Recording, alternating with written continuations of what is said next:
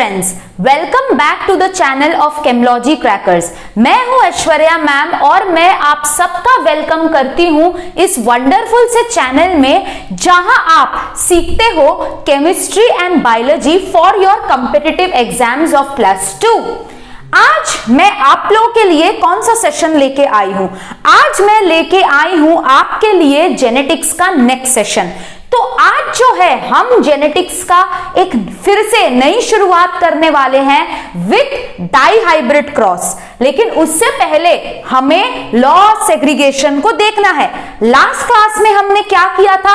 Last class में हमने Mendel के पोस्टुलेट्स पढ़े थे, यानी कि मोनोहाइब्रिड क्रॉस करने के बाद मेंडल जी ने कौन कौन से पोस्टुलेट दिए थे, उनका जो लॉ ऑफ डोमिनेंस है वो लॉ क्यों नहीं माना गया, लॉ ऑफ डोमिनेंस को हम पोस्टुलेट्स ऑफ डोमिनेंस क्यों लिखते हैं, what are the exceptions to law of dominance, ये सारा चीज हमने देख लिया था, राइट।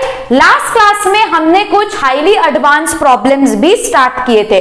तो आप बोल सकते हैं कि जेनेटिक्स का 20% आप सीख चुके हो, क्योंकि आपको गैमीट निकालना भी आ गया, आपको यह भी पता है कि मोनोहाइब्रिड क्रॉस से आपको कोई भी क्रॉस दे दे आप निकाल सकते हो, right, percentage of individuals, correct. तो आज जो है हम लोग क्या करेंगे? आज हम लोग स्टार्ट करने वाले हैं लॉ ऑफ सेग्रीगेशन, लेकिन उससे पहले रोज की तरह हम यहां पे एक न्यूमेरिकल कर लेंगे ताकि आपका कंसेप्ट बूस्ट होता रहे। अगर आप लोग मेरा लास्ट क्लास का वीडियो नहीं देखे हैं तो लिंक डिस्क्रिप्शन बॉक्स में दिया रहेगा, साथ ही साथ इधर आपको आई बटन मिल जाएगा जहां पे आप लिंक को देख सकते हैं, करेक्ट। चलो अब हम लोग जेनेटिक्स का जो आज का जो लेक्चर है उसको पहले हम लोग आज एक न्यूमेरिकल के साथ स्टार्ट करेंगे। तो आज का कंसेप्ट बूस्टर न्यूमेरिकल क्या है? रोज मैम आपको कंसेप्ट बूस्टर न्यूमेरिकल्स करवाती है, आज कौन सा कंसेप्ट बूस्टर न्यूमेरिकल करवाएगी? बहुत इजी है। क्या है न्यूमेरिकल? क्या है? After monohybrid cross, after monohybrid cross 500 plants were obtained। ठीक है, मोनोहाइब्रिड क्रॉस के बाद 500 plants were obtained, है ना। How many homozygous and heterozygous plants were obtained?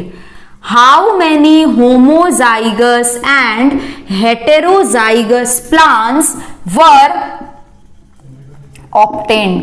तो ये है आपका क्वेश्चन। क्वेश्चन क्या है कि मोनोहाइब्रिड क्रॉस करने के बाद आफ्टर डूइंग मोनोहाइब्रिड क्रॉस क्या मिला आपको? मोनोहाइब्रिड क्रॉस करने के बाद आपको 500 प्लांट्स मिल रहे हैं, you are getting 500 plants. Question is कि उन 500 प्लांट्स में से होमोजाइगस प्लांट्स कितने होंगे, हेट्रोजाइगस प्लांट्स कितने होंगे, इसको आप कैसे निकालोगे? हमको पता है ना, हमको पता है कि मोनोहाइब्रिड क्रॉस के बाद जीनोटिपिक रेशियो कितना होता है। हर बार हम जब मोनोहाइब्रिड क्रॉस करते हैं उसके बाद जेनोटिपिक रेशियो कितना निकलता है? आपका जो जेनोटिपिक रेशियो है वो निकलता है 1:2:1, राइट।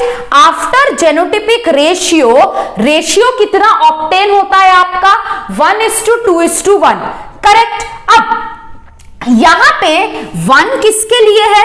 1 है आपका होमोजाइगस डोमिनेंट के लिए। 2 किस लिए है? 2 है आपका हेटेरोजाइगस डोमिनेंट के लिए। 1 क्या है? ये आपका होमोजाइगस रिसेसिव के लिए है, करेक्ट। आपको क्वेश्चन में क्या बोला है? How many homozygous and heterozygous plants. Heterozygous plants अगर बोला है सो 2 है ना, 2/4 टोटल 4 है, इंटू 500 कर देंगे तो कितना मिलेगा? 250 हेटेरोजाइगस प्लांट्स। होमोजाइगस प्लांट्स कितने हैं? होमोजाइगस डोमिनेंट 1 है, होमोजाइगस रिसेसिव भी 1 है। 1 + 1 कितना होता है? 1 + 1 होता है आपका 2, फिर यहां पे 250, राइट। अगर अलग अलग करके निकालोगे, होमोजाइगस डोमिनेंट 125 निकलेगा, होमोजाइगस रिसेसिव 125 निकलेगा, हेट्रोजाइगस 250 निकलेगा। तो इस क्वेश्चन में आपको क्या दिया हुआ था? यहां पे इस क्वेश्चन में आपको बोला था कि मोनोहाइब्रिड क्रॉस करने के बाद, मोनोहाइब्रिड क्रॉस करने के बाद आपके कितने प्लांट्स मिले? 500 प्लांट्स। उस 500 प्लांट्स में से आपको निकालना है कि कितने होमोजाइगस प्लांट है और कितने हेट्रोजाइगस प्लांट है। होमोजाइगस प्लांट क्या होगा? 1। मान लो हम इसको अलग अलग करते हैं, ठीक है, अलग अलग करते हैं। होमोजाइगस डोमिनेंट आपका कितना निकलेगा? 1/4 × 500 which is equal to 125। Homozygous recessive कितना निकलेगा? 1/4 × 500 दैट इज 125। तो आपका होमोजाइगस डोमिनेंट 125 निकला, होमोजाइगस रिसेसिव भी 120 निकला। तो टोटल होमोजाइगस कितने निकले? 125 + 125 250, और हेट्रोजाइगस ऑलरेडी आपका 250 निकल चुका था। क्लियर है? आई होप आप सबको ये चीज अच्छे से क्लियर हुआ है। ये कंसेप्ट बूस्टर न्यूमेरिकल आज क्लास से पहले था, राइट, है ना। रोज आपको मैम जो है कंसेप्ट बूस्टर प्रॉब्लम करवाती है ताकि आपका जेनेटिक्स का कंसेप्ट एकदम रोज क्रिस्टल क्लियर रहे, ना आप गैमीट निकालना भूले, ना आप किसी का रेशियो निकालना भूले, ठीक है। चलो आज हम लोग करेंगे लॉ ऑफ सेग्रीगेशन। सेग्रीगेशन का मतलब क्या है? What is the meaning of segregation? Segregation का अर्थ क्या होता है? सेग्रीगेशन का मतलब होता है सेपरेट होना, सेपरेट करना। अब यहां पे हम किसका सेपरेशन की बात कर रहे हैं बेटा? देखो, आप जब भी क्रॉस परफॉर्म किए हो, आप तो अभी तक मोनोहाइब्रिड क्रॉस परफॉर्म किए हो, आपने हर बार देखा होगा कि मैंने जब भी अलील्स लिया है, क्या लिया है मैंने? अलील्स लिया है। मैंने हमेशा उन अलील्स को गैमीट में कन्वर्ट किया है। क्यों मैंने ऐसा किया है? क्योंकि पेरेंट्स से जब ऑफस्प्रिंग में कोई चीज जा रहा है, पेरेंट्स से जब ऑफस्प्रिंग में कोई चीज जा रहा है, वो गैमीट्स के थ्रू ही जा रहा है, वो स्पर्म और एग के थ्रू ही जा रहा है। तो स्पर्म और एग में 1 पेयर ऑफ अलील प्रेजेंट नहीं होते हैं, केवल और केवल एक ही अलील प्रेजेंट होते हैं। ये मैंने आपको पहले भी बताया है कि मान लो, ठीक है, मान लो अगर तुम टॉल और ड्वार्फ का क्रॉस करवा रही हो, अगर तुम टॉल और ड्वार्फ का क्रॉस करवा रही हो, तो इस टॉल और ड्वार्फ को जब क्रॉस करवाते हो तो क्या होता है? टॉल और ड्वार्फ को क्रॉस करवाते वक्त आप यहां पे ऐसे अलील्स लिखते हो, ये आपके पेरेंट्स है, पेरेंट्स है ना, पेरेंट्स यानी कि एक इंडिविजुअल में आपका जो एलील्स है वो साथ में प्रेजेंट होता है ना। अगर आप किसी इंडिविजुअल को मान लो, एक इंडिविजुअल टॉल है ना, मतलब वो जो टॉल है उसके लिए जिम्मेदार एक पेयर ऑफ जीन्स है। अगर जीन्स आपका पेयर में नहीं रहेगा तो ये एक्सप्रेस नहीं हो पाएगा। Alleles are present in pairs, alleles आपका पेयर्स में प्रेजेंट है, इसीलिए वो एक इंडिविजुअल में एक्सप्रेस होता है, करेक्ट। एलील्स यहां पे पेयर में क्यों प्रेजेंट है? Alleles are present in pair, ठीक है ना, present in pair in an individual, ठीक है, it is present in pair in an individual. आपका जो एलील्स है वो एक इंडिविजुअल में पेयर में प्रेजेंट होता है, और this is why alleles get expressed, इसके वजह से आपका कैरेक्टर जो है वो एक्सप्रेस होता है, कैरेक्टर्स आर एक्सप्रेस्ड, ठीक है। अगर एलील आपका पेयर में नहीं प्रेजेंट होगा तो एक्सप्रेस नहीं होगा, करेक्ट।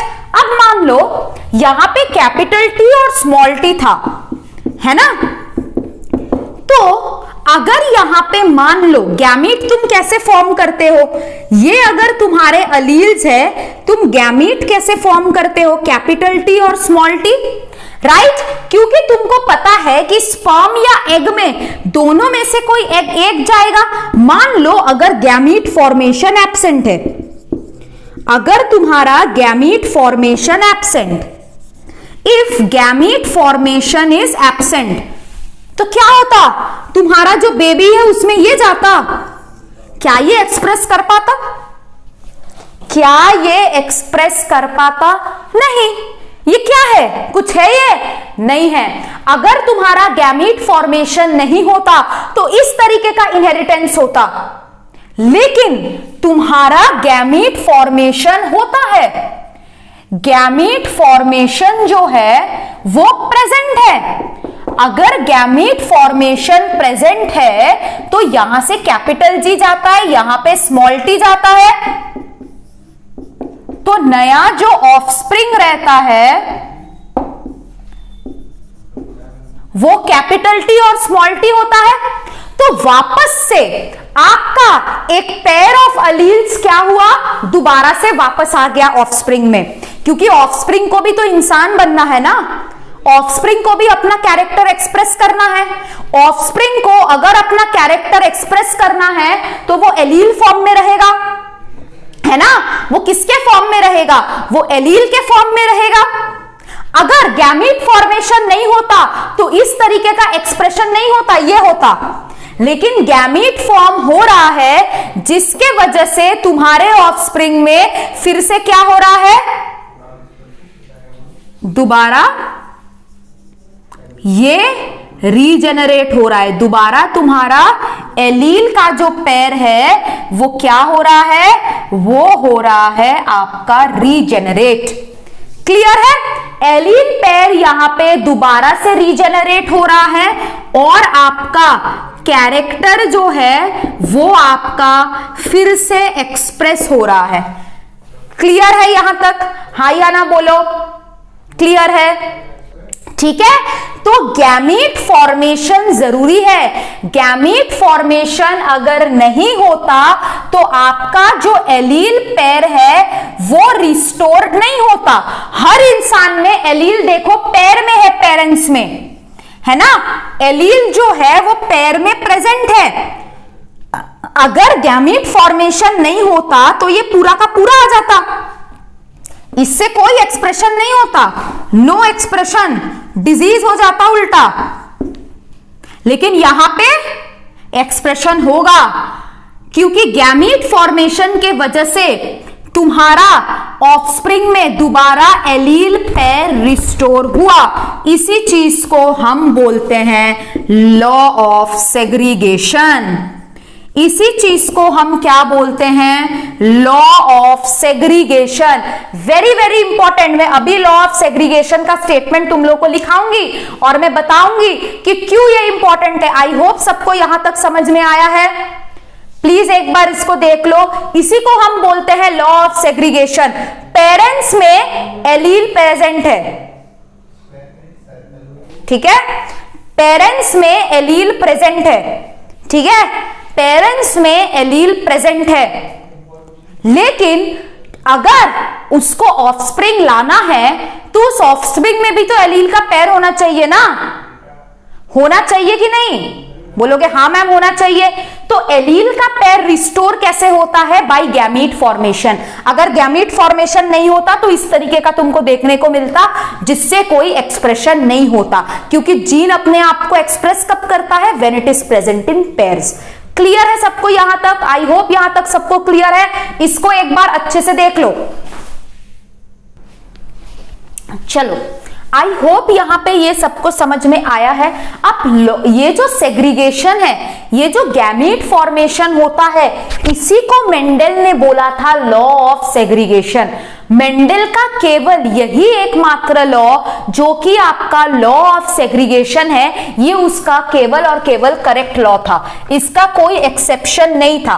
बाकी जब हम law of dominance, law of independent assortment पढ़ेंगे तब हम देखेंगे कि भाई लॉ ऑफ इंडिपेंडेंट असॉर्टमेंट में भी एक्सेप्शन है, लॉ ऑफ डोमिनेंस में भी एक्सेप्शन है। केवल और केवल उसका लॉ ऑफ सेग्रीगेशन जो मेंडल सर ने दिया था वो एकदम करेक्ट था। ठीक है, अब आगे आगे अभी का टॉपिक क्या है? Law of segregation.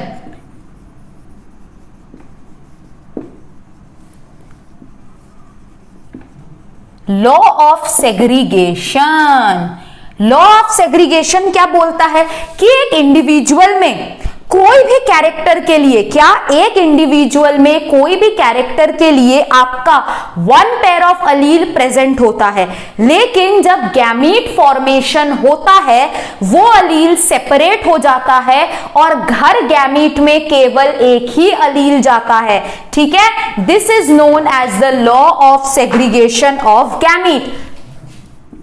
Two alleles of a gene,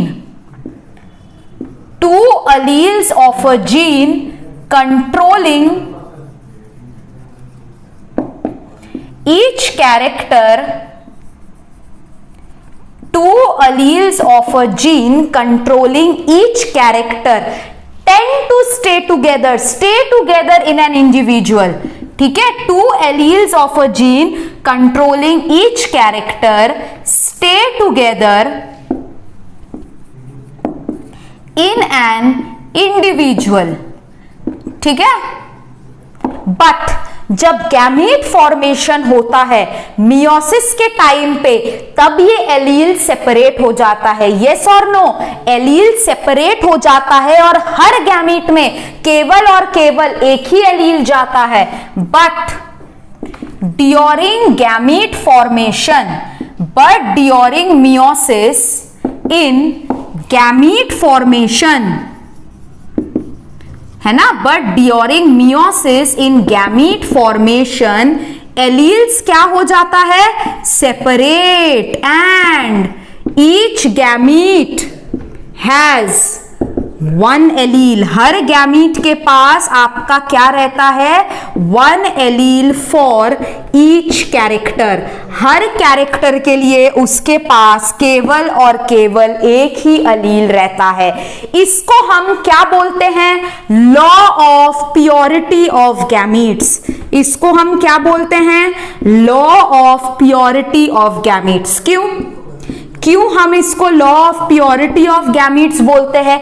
क्योंकि यहां पे gametes are present in their pure position, gametes are present in pure condition.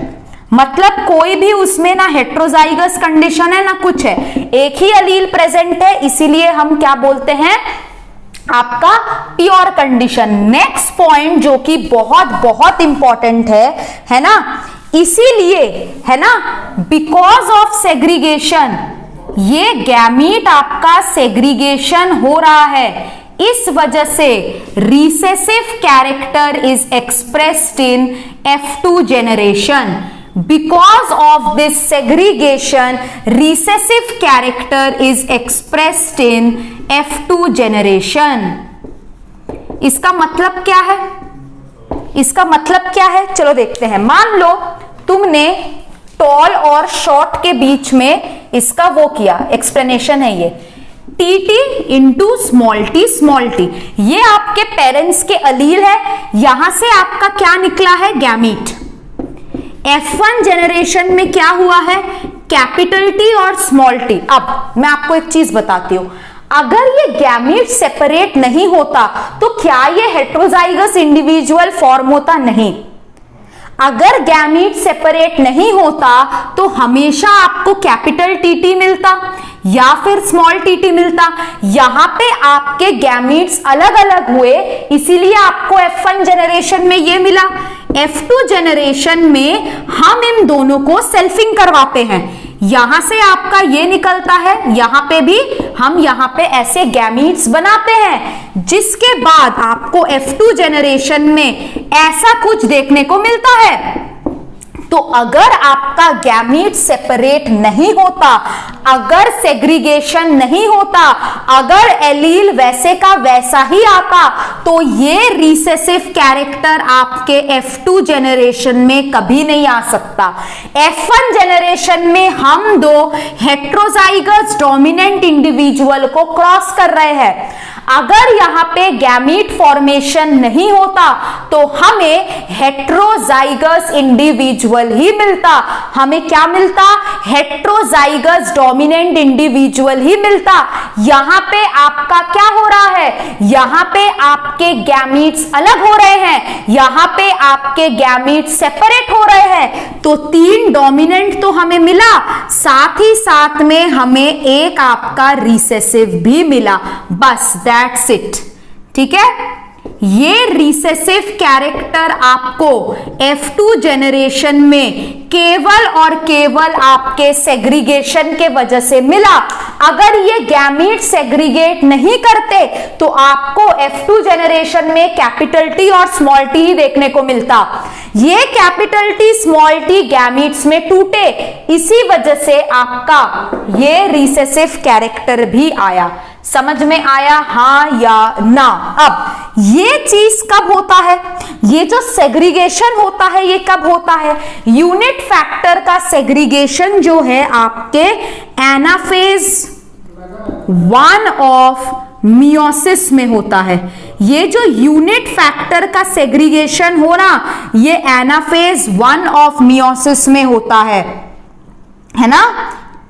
ये जो आपका सेग्रीगेशन है, किसका segregation? Segregation of unit factors, ये आपका एनाफेज ऑफ मियोसिस में होता। तो लॉ ऑफ सेग्रीगेशन क्या बोल रहा है? एक इंडिविजुअल में, नॉर्मल इंडिविजुअल में कोई भी कैरेक्टर जब एक्सप्रेस होता है, उसके लिए एक पेयर ऑफ अलील्स उसके अंदर मौजूद है। वो इंडिविजुअल जब उसका गैमीट फॉर्मेशन कर रहा है, एलील बस एक जा रहा है उस कैरेक्टर के लिए, है ना? क्यों जा रहा है? ताकि ऑफस्प्रिंग्स में फिर से एलील कैरेक्टर, आपका pair of gene character restored हो। साथ ही साथ में यहां पे हमने देखा कि किस तरीके से लॉ ऑफ सेग्रीगेशन के वजह से आपका क्या हो रहा है? गैमीट का फॉर्मेशन हो रहा है। क्लियर है यहां तक? तो मेंडल जो है, एक तो अपना पोस्टुलेट्स ऑफ डोमिनेंस दिए थे, पोस्टुलेट्स ऑफ डोमिनेंस के साथ साथ मेंडल ने क्या किया था? मेंडल ने लॉ ऑफ सेग्रीगेशन को भी दिया था, जो कि एक बहुत इंपॉर्टेंट लॉ है। और आपको याद है, मैंने आपको और एक चीज बोला था कि लॉ ऑफ सेग्रीगेशन जो है वो 3:1 वाला फिनोटिपिक रेशियो भी डिटरमाइन करता है। ऐसा मैंने क्यों बोला था? क्योंकि सेग्रीगेशन आपका 3:1 फिनोटिपिक रेशियो को भी डिटरमाइन करता है। ऐसा मैंने क्यों बोला था? क्योंकि यहां पे आपके गैमीट सेपरेट होने के बाद आपको यहां पे एक रिसेसिव कैरेक्टर मिला। हेट्रोजाइगस डोमिनेंट को आप क्रॉस कर रहे हो तो आपको होमोजाइगस डोमिनेंट भी मिल रहा है। सो 3:1 आपका phenotypic ratio in F2 generation after monohybrid cross क्यों आ रहा है? क्योंकि आपने गैमीट्स को सेपरेट किया, सेपरेट करके उसका क्रॉस कराया, है ना? आपने गैमीट्स को सेपरेट किया, सेपरेट करके उसका क्रॉस बनाया, जिसके वजह से आपका फिनोटिपिक रेशियो 3:1 निकला है, यानी कि 3 टॉल और 1 ड्रॉफ। आप दो हेट्रोजाइगस डोमिनेंट को जो टॉल था आपका, हेट्रोजाइगस टॉल डोमिनेंट को आप क्रॉस करवा रहे थे, तो आपको हेट्रोजाइगस डोमिनेंट ही मिलना चाहिए था, है ना? आपको हेट्रोजाइगस डोमिनेंट ही मिलना चाहिए था, लेकिन आपने गैमीट सेपरेट किया, इसीलिए आपको 4/4 टॉल नहीं मिला, 3 टॉल मिला और 1 ड्रॉप मिला। तो उस दिन जो मैंने आपको बोला था कि law of segregation mainly determines the phenotypic ratio, ये मैंने क्यों बोला था? क्योंकि आप जब हेट्रोजाइगस डोमिनेंट दोनों को क्रॉस कर रहे हो तो आप एक्सप्रेस करोगे कि 4/4 टॉल आए। ऐसा नहीं हो रहा है, आपका 3/4 टॉल आता है और 1/4 ड्रॉप आ रहा है। ये जो आपका 3:1 यहां से फिनोटिपिक रेशियो निकला, ये इस वजह से निकला क्योंकि आपका गैमीट्स सेग्रीगेट कर रहा है। क्लियर है यहां तक? हाँ या ना? सब लोग बोलो क्लियर है ना? यहां तक कोई डाउट नहीं है? चलो, कोई अगर डाउट नहीं है लॉ ऑफ सेग्रीगेशन में तो हम डाइहाइब्रिड क्रॉस में एंटर करते हैं। ठीक है, law of segregation, postulates of dominance हम देख लिए। लॉ ऑफ इंडिपेंडेंट असॉर्टमेंट जो है, मैंने क्या बोला था, आप मोनोहाइब्रिड क्रॉस से इसको स्टडी नहीं कर सकते हो, है ना। Law of independent assortment is only applicable for and after dihybrid cross. ठीक है ना, ट्राइहाइब्रिड, डाइहाइब्रिड सबके लिए एप्लीकेबल है, मोनोहाइब्रिड के लिए नहीं है। क्यों? सब समझाऊंगी।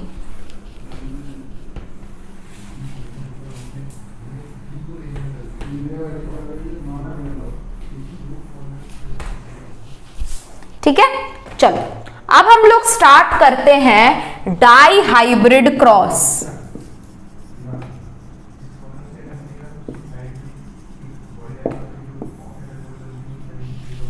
ठीक है, अब हम लोग स्टार्ट करेंगे डाइहाइब्रिड क्रॉस।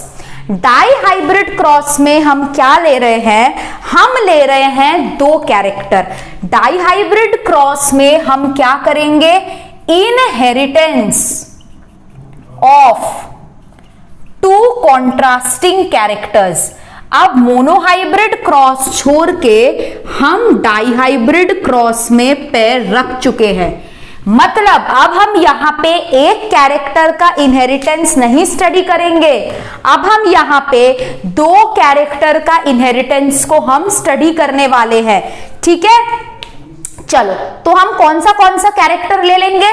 मान लो लिए हम शेप ऑफ सीड। अब तुम मेरे को बताओ, शेप ऑफ सीड एक कैरेक्टर है, उसके कौन से ट्रेट्स हो सकते हैं? राउंड हो सकते हैं जो कि डोमिनेंट है, और रिंकल्ड हो सकता है जो कि आपका रिसेसिव है। दूसरा हम क्या ले सकते हैं? Colour of seed. ठीक है, कलर ऑफ सीड जो है वो हम आपका येलो ले सकते हैं या फिर हम ग्रीन ले सकते हैं। अब बारी है शेप ऑफ सीड और कलर ऑफ सीड को क्रॉस करवाने का। हमें याद है मेंडल हमेशा कैसे लिए थे? प्योर ब्रीड्स लिए थे, है ना, हेट्रोजाइगस कैरेक्टर नहीं लिए थे, सारे के सारे आपके होमोजाइगस कैरेक्टर लिए थे। तो हम किस तरीके से यहां पे करेंगे? देखो, पहले तो हम पेरेंट्स लिख लेते हैं। क्या होगा? पेरेंट्स हमारा होगा डोमिनेंट, राउंड येलो, है ना। राउंड येलो क्या है? फुल्ली डोमिनेंट है इनटू रिंकल्ड ग्रीन। ये आपका रिसेसिव है, तो इसके अलील्स क्या रहेंगे? कैपिटल आर राउंड के लिए, कैपिटल वाई येलो के लिए। रिंकल्ड में क्या रहेगा? स्मॉल आर और स्मॉल वाई। ठीक है, तो ये हमारे एलील्स है, capital R capital Y, small Y. ठीक है, तो है ना। अब ये तुम्हारे अलील्स है, इस अलील से हमें गैमीट्स निकालने हैं। अब मैंने तुमको सिखाया है गैमीट्स कैसे निकालते हैं, बताओ यहां से गैमीट्स क्या निकलेंगे? कैपिटल आर और कैपिटल वाई। यहां से क्या गैमीट्स निकलेंगे? स्मॉल आर और स्मॉल वाई। ठीक है, हमने पेरेंट्स के कैरेक्टर क्या लिए हैं? राउंड येलो जो कि डोमिनेंट कैरेक्टर है, उसको क्रॉस करवाए हैं रिंकल्ड ग्रीन के साथ जो कि आपका रिसेसिव कैरेक्टर है। समझ में आया सबको? हाँ या ना? अब ये आपका गैमीट्स है, तो F1 जनरेशन में क्या आएगा? What will come in F1 generation? Capital R, capital Y, small I, है ना। इन दोनों गैमीट्स को अगर हम क्रॉस कर दे तो F1 जेनरेशन में हमें क्या मिला, हेटेरोजाइगस डोमिनेंट। ये भी राउंड और येलो है, ठीक है, और ये क्या है, हेटेरोजाइगस डोमिनेंट, है ना। मोनोहाइब्रिड क्रॉस भी हम जब करते थे homozygous dominant into homozygous recessive, हमें हेटेरोजाइगस डोमिनेंट ही मिलता था। यहां पे भी हेटेरोजाइगस डोमिनेंट है, क्यों, क्योंकि यहां पे डोमिनेंस काम कर रहा है ना, लॉ ऑफ डोमिनेंस जो हम पढ़ रहे हैं। R is controlling capital R, Y is controlling capital small y। R अपने आप को एक्सप्रेस कर रहा है, Y अपने आप को एक्सप्रेस कर रहा है, इसीलिए इसका कलर क्या हो रहा है, राउंड और येलो, है ना। मैंने law of dominance last class में पढ़ाया था ना, अगर नहीं देखे हो जाके पिछला वाला लेक्चर केमलॉजी क्रैकर से सर्च करके देख लेना, या फिर डिस्क्रिप्शन बॉक्स से लिंक ले लेना, ठीक है। ये हेटेरोजाइगस होके भी राउंड और येलो क्यों हो रहा है, क्योंकि यहाँ पे लॉ ऑफ डोमिनेंस काम कर रहा है। लॉ ऑफ डोमिनेंस मतलब कैपिटल R है, स्मॉल r है, कैपिटल Y है, स्मॉल y है। कैपिटल R स्मॉल r को दबा रहा है, कैपिटल Y स्मॉल y को दबा रहा है। क्लियर है यहां तक, सबको क्लियर है, वेरी गुड। अब हम क्या करते हैं, हम F2 जेनरेशन में क्या करते हैं, सेल्फिंग करवाते हैं ना। Selfing capital R small r capital Y small i, है ना। चलो करो, इन दोनों को मल्टीप्लाई करो, है ना।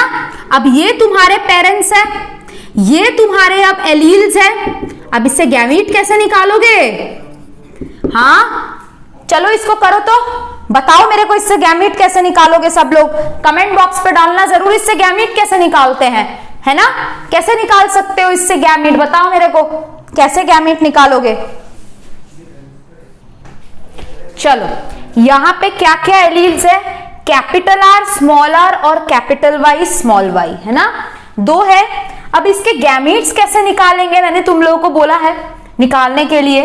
यहां पे गैमीट्स कैसे कैसे निकलेंगे, कैपिटल R कैपिटल Y, है ना, capital R small y small r capital Y small r small y, और यहां से भी आपके सेम गैमीट्स निकलेंगे,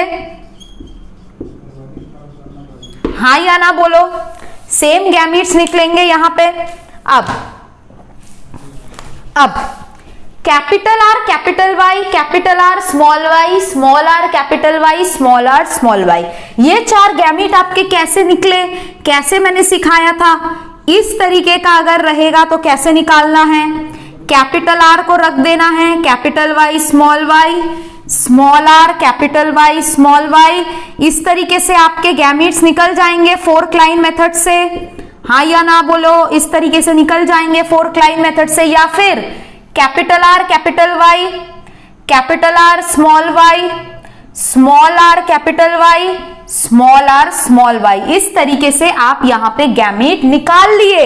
लेकिन अभी F2 जेनरेशन का क्रॉसिंग नहीं हुआ, अभी बस हमने क्या किया, हम डाइहाइब्रिड क्रॉस में दो कैरेक्टर ले लिए, राउंड रिंकल्ड और येलो ग्रीन, पूरी तरीके से डोमिनेंट, है ना, पूरी तरीके से डोमिनेंट। और हेट्रोजाइगस कंडीशन में हमें ये मिला।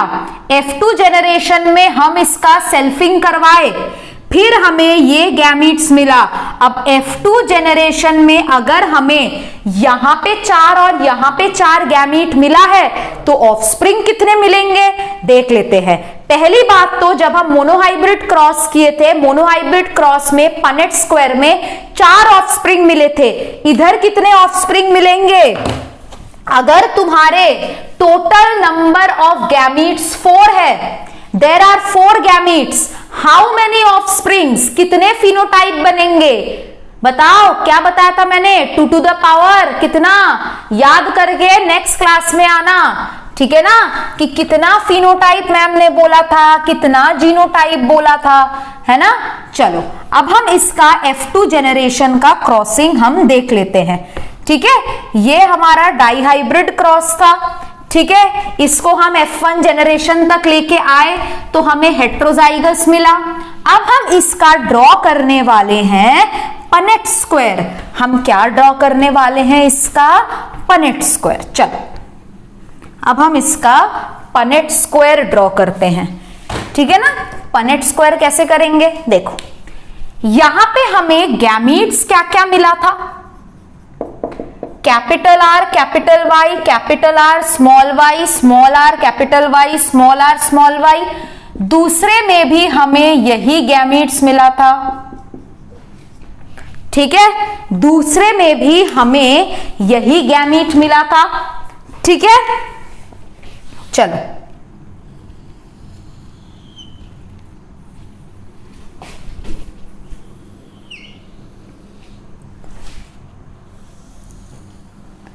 ठीक है, पनेट स्क्वायर हम ड्रॉ कर लेते हैं। किस तरीके से हम ड्रॉ करेंगे देख लेते हैं।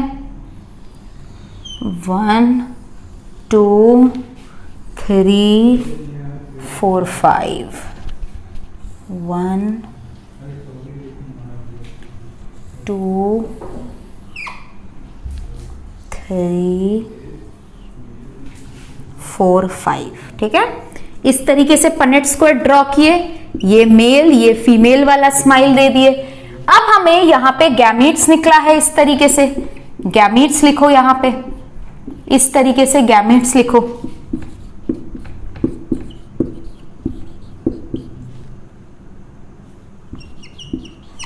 इस तरीके से गैमीट लिखो, ठीक है। लास्ट वाला जो है वो ऐसे ही मैंने बना दिया क्या,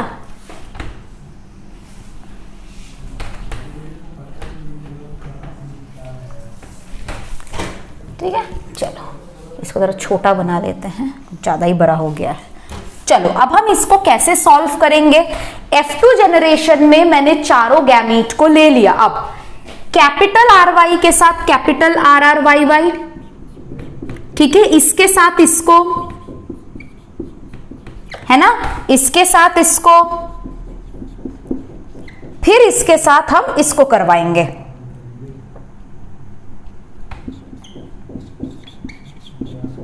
ठीक है। फिर सेकेंड कॉलम में इसके साथ इसको R R capital Y small Y, इसके साथ इसको कैपिटल आर स्मॉल वाई, इसके साथ इसको capital R capital Y small Y, है ना, ठीक है। इसके साथ इसको कैपिटल आर स्मॉल वाई, फिर इसके साथ इसको capital R capital Y, capital R capital Y small Y, है ना, small R R capital Y, यहां पे क्या होगा, इसके साथ इसका, है ना, small R capital Y small Y, ठीक है। ये आपका यहां से ये चीज निकला। अब किसकी बारी है, इसकी। यहां से इसको capital R capital Y small Y, इधर से इसको कैपिटल आर वाई वाई, इसके साथ इसको small R capital Y small Y, इसके साथ इसको स्मॉल वाई स्मॉल वाई। तो आपका कितने नंबर ऑफ ऑफस्प्रिंग निकले, 16। तो नंबर ऑफ ऑफस्प्रिंग्स क्या हुआ, 16। मोनोहाइब्रिड क्रॉस में नंबर ऑफ ऑफस्प्रिंग्स कितने निकले थे, 4। यहां पे कितने निकले ऑफस्प्रिंग, 16, ठीक है। अब हम सबके फिनोटाइप लिखेंगे, लिखेंगे। Capital R capital Y Y है, क्या होगा, round yellow. Capital R capital Y small Y है, क्या होगा, round yellow. Capital R capital Y round yellow, ठीक है। Capital R capital Y small Y round yellow, ठीक है। ये क्या होगा, ये भी राउंड येलो है। क्या ये राउंड येलो है, नहीं, ये है राउंड ग्रीन। ये क्या है, राउंड येलो है। ये क्या है, राउंड ग्रीन है। ये क्या है, ये है रिंकल्ड येलो। ये क्या है, रिंकल्ड येलो। ये क्या है, राउंड येलो, राउंड येलो। ये भी राउंड येलो। ये क्या है, राउंड ग्रीन। ये क्या है, रिंकल्ड येलो। और ये क्या है, रिंकल्ड ग्रीन। तो मैंने सबके फिनोटाइप आपके शॉर्ट फॉर्म में लिख दिए हैं। अब फिनोटिपिक रेशियो आप कैसे निकालोगे, डाई हाइब्रिड क्रॉस का फिनोटिपिक रेशियो कैसे निकलेगा, how will you take out the phenotypic ratio? चलो देखते हैं। राउंड येलो कितने हैं? 1 2 3 4 5 6 7 8 9। There is 9 round yellow. ठीक है। रिंकल्ड येलो कितने हैं? 1 2 3 रिंकल्ड येलो। राउंड ग्रीन कितने हैं? बोलो राउंड ग्रीन कितने हैं? 1 2 3। तो 3 राउंड ग्रीन और 1 रिंकल्ड ग्रीन। तो इसका फेनोटिपिक रेशियो क्या आया? 9:3:1। अब एक चीज आप देखो, है ना, ये देखो, ये आपका रिंकल्ड येलो का बॉक्स है, लास्ट 3 ऐसे, ठीक है ना। ये आपका राउंड येलो है जो मैं ऐसे ड्रॉ कर रही हूं, जो राइट एंगल ट्रायंगल में ड्रॉ कर रही हूं, ये आपका राउंड येलो है। ठीक है, ओके। राउंड ग्रीन आपका कौन कौन सा है? 1, ये है आपका राउंड ग्रीन। ठीक है, तो आप देख लिए, इस तरीके से आपका यहां पे नजारा मिला। जीनोटिपिक रेशियो कितना होगा? What will be the genotypic ratio? Genotypic ratio जो है ये आप लर्न कर लेना, है ना। कैसे लर्न करना है? मोनोहाइब्रिड क्रॉस का जीनोटिपिक रेशियो कितना निकला था? 1:2:1। इसको डबल कर दो, 2:4:2, फिर इसको 1:2:1 लिख दो। आया कैसे? पहले हम ये वाला देख लेते हैं, कैपिटल RR कैपिटल YY। ये पूरे पनेट स्क्वायर में कितनी बार प्रेजेंट है? केवल और केवल एक बार। तो ये क्या है? RRYY। नेक्स्ट, ये कितनी बार प्रेजेंट है? RRYY 2 बार, 1 और 2, और कहीं नहीं प्रेजेंट है। तो ये क्या है? RRYY। ये क्या है? RR small YY। ये कितनी बार प्रेजेंट है? एक ही बार प्रेजेंट है, RRYY। ठीक है, अब ये कितनी बार प्रेजेंट है? ये एक बार प्रेजेंट है, ये 2 बार प्रेजेंट है। तो ये क्या है? RRYY। 4 बार क्या प्रेजेंट है? RRYY। देख लेना, ठीक है, 2:4:2। अब ये क्या प्रेजेंट है? ये RRYY, एक बार 2 बार। ठीक है, क्या प्रेजेंट है? RRYY। ठीक है, एक बार क्या प्रेजेंट है? इसको लिख दो RRYY। ठीक है, इसको भी लिख दो स्मॉल r कैपिटल Y, इसको भी लिख दो RRYY। तो इस तरीके से आप जब जीनोटिपिक रेशियो निकलेगा, आपको ये जीनोटिपिक रेशियो निकलेगा। इतना गिनने से अच्छा है, ये एक बार प्रेजेंट है, ये 2 बार प्रेजेंट है, ये 3 बार प्रेजेंट है। आप इसको लर्न कर लो। 1:2:1, 2:4:2, 1:2:1, ये आपके लिए सही रहेगा। ठीक है, आई होप आप सबको डाइहाइब्रिड क्रॉस अच्छे से समझ में आया है। नेक्स्ट क्लास में हम क्या करेंगे कि इसी सेम चीज को मोनोहाइब्रिड से मैं निकालूंगी। नेक्स्ट क्लास का टास्क हमारा क्या होगा? मोनोहाइब्रिड से डाइहाइब्रिड क्रॉस निकालना। मोनोहाइब्रिड से हम डाइहाइब्रिड क्रॉस कैसे निकालेंगे? अब यहां पे मैं बार बार मोनोहाइब्रिड क्यों बोल रही हूं? देखो, मोनोहाइब्रिड में हम क्या क्रॉस करवाते थे? Capital RRYY into small RRYY। ठीक है, अब तुम इसको देखो, इस चीज को देखो, राउंड येलो, रिंकल्ड ग्रीन, ये क्या चीज है? ये व्हाट इज दिस? ठीक है, ये हम लोग नेक्स्ट क्लास में मैं तुमको दिखाऊंगी कि एक्चुअली हुआ क्या है। अगर मैं इन सबको इंडिविजुअल मोनोहाइब्रिड क्रॉस करके लिखूं तो क्या रिजल्ट आएगा, ये मैं तुमको नेक्स्ट क्लास में कराऊंगी कि किस तरीके से तुम 4-5 लाइन में ही डाइहाइब्रिड क्रॉस निकाल के, उसका फिनोटिपिक रेशियो निकाल के, उसके कैरेक्टर टाइप निकाल के सारा चीज तुम एंड कर सकती हो। और नेक्स्ट क्लास में हम लॉ ऑफ इंडिपेंडेंट असॉर्टमेंट भी सीखेंगे। राइट, नेक्स्ट क्लास में हम लॉ ऑफ इंडिपेंडेंट असॉर्टमेंट भी सीखेंगे। तो आज हम लोग यहां तक करेंगे।